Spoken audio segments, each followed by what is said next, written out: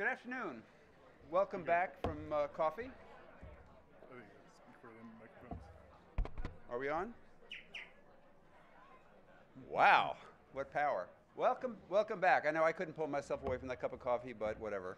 I want to say that this gathering today is a little bit like a homecoming because I think as most, if not all of you know, USA TouchPoints was introduced to the industry really kind of in two stages. Once kind of an initial proof of concept that was done with ESPN's World Cup XP study, thanks to Artie. Thank you, Artie.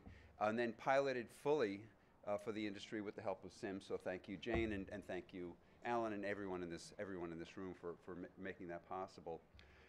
As most of you know, we also last summer we had a near-death experience, but I'm happy to report that TouchPoints is back. And in a moment, you'll see that it's back and it's better.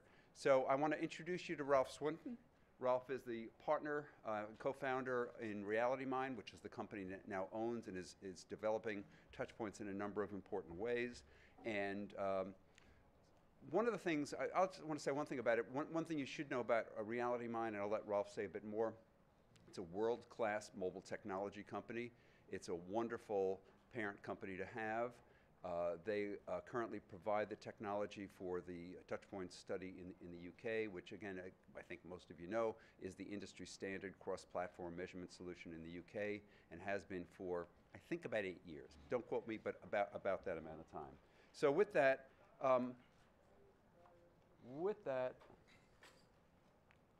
there we go. With that, oh, that's us. With that, I'm going to ask Rolfe. So tell us a little bit about RealityMine. There you go. Thanks, Jim. It's a good MC.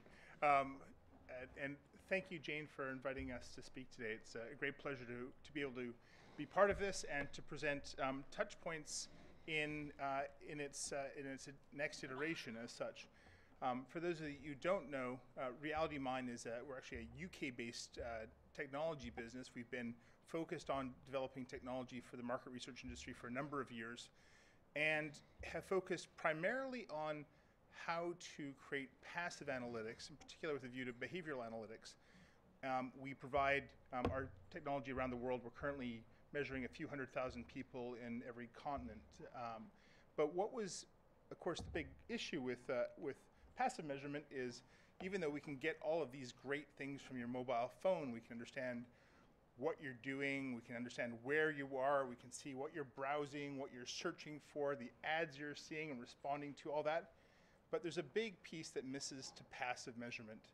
And that was the reason why when we had the opportunity to get more involved in TouchPoints, to fill out the why on consumer behavior, the why, the how are you feeling, the parts which we cannot get to easily with passive technology, even though we've done experiments and have piloted passive emotional measurement and that successfully, working with some really clever people out of MIT from a company called Affectiva. But that still doesn't give us like the whole picture. And that's where we see now when we go to cross-media measurement is how do we bring together the benefits of proactive research, of self-completion, as well as fusing or combining that with the power of passive that we start to get something really interesting.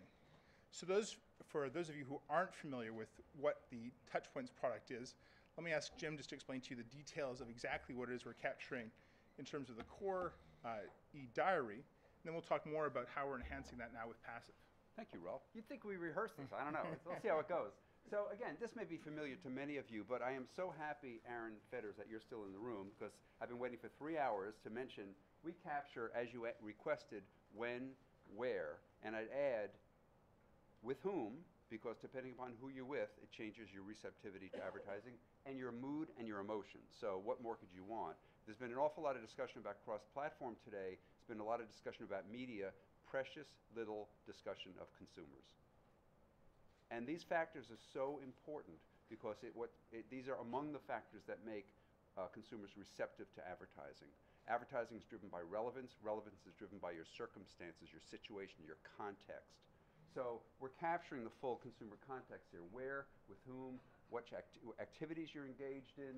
You want to reach someone just before they go shopping, just before they go to the bank. Emotions. And when I say that, 20 self-reported locations. Now there's also GPS capabilities in the new TouchPoint, so we haven't quite figured out how to mesh those together. But 20 self-reported locations, 23 activities including path to purchase, different shopping locations, different shopping activities, 10 social settings, 22 emotional mindsets that really help you. And we've done interesting, fascinating work we'd be happy to share with you with the Carnegie Mellon, I should know this word, behavioral economists. And they have seen a clear linkage between emotion and shopping behavior, purchase behavior. So there's really a there. And all major media, and when I say all major media, we're talking all major media. So TV, radio, other audio, as well as radio, streaming, etc. Everything you can do on a computer, mobile phones, also game console, print. So I know Scott McDonald was sitting in the back before. Yeah, we're measuring magazines as well, which is it's still an important medium. Tablets, including magazine readership on tablets and other activities, e-book readers, and the ever-popular other. So it is a really comprehensive set of media that now, and Rolfe will show you this in a few minutes, can be amplified by drilling down on certain media that can be measured passively, such as? Right, so there's the whole spectrum, of course, of the mobile behavioral tool set that we get. And as we've talked about already, and many others have mentioned this already today, we have this powerful device, which is this incredible sensor, measuring all these different kinds of things within the context of the mobile device and how that gets connected to us and a lens of how we go. But what gets interesting is when you can start comparing things and start looking at what people are doing in conjunction. And this is just some example from some of the work we've recently done in the UK, where, as we mentioned, we're running the TouchPoints study there in parallel. And what broadcasters, for example, are getting excited about, people like ITV and BBC, is they've never actually been able to say exactly what people are watching at the same time and how do those things interact. And we can actually provide a really accurate lens to see that there are really substantive differences between times of day, the people, the genders, where you see things like, we could see several months ago, why was it that Facebook was going to buy WhatsApp? Because it was absolutely eating its business. Or that Candy Crush Saga was taking off and was going to be a good stock to buy in the IPO. You can start to see these behaviors, but specifically who's using these things and why, and how are these things starting to break out in terms of behavior? And for you as advertiser media platforms, where do you need to be? Now, with this, with the TouchPoints now where we are, is we do have a lot of power to actually do things faster.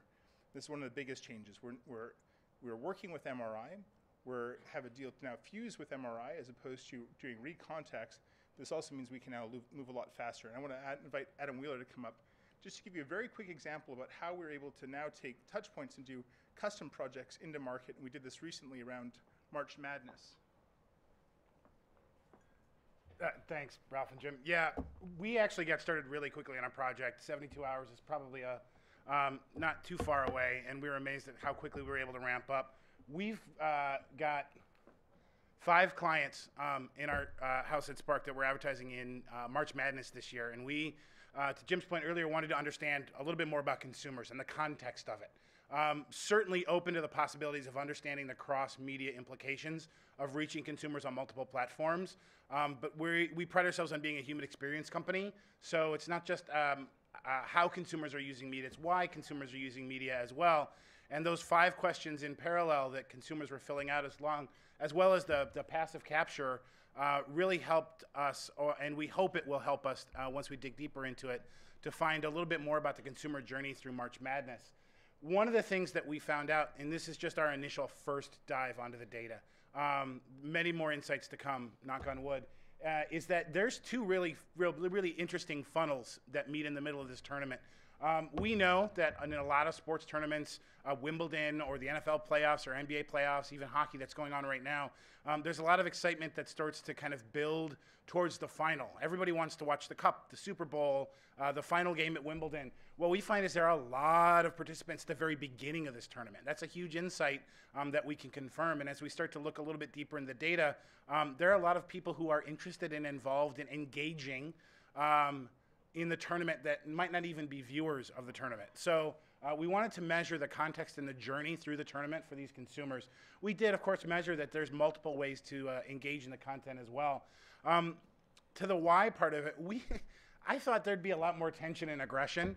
A lot more relaxation goes on with the drinking to what we found.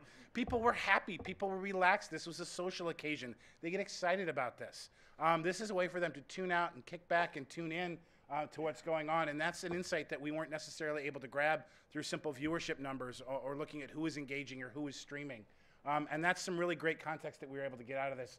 Also, to put some context around the sheer volume of consumption that's going on multiple platforms. When we look at the number of people, and this is just kind of our general view of media usage overall, there's an extraordinary amount of mobile usage that's going on, and understanding where that information is coming from, how it drives, and of course there's a lot of tension and a lot of reasons to tune in as it goes on.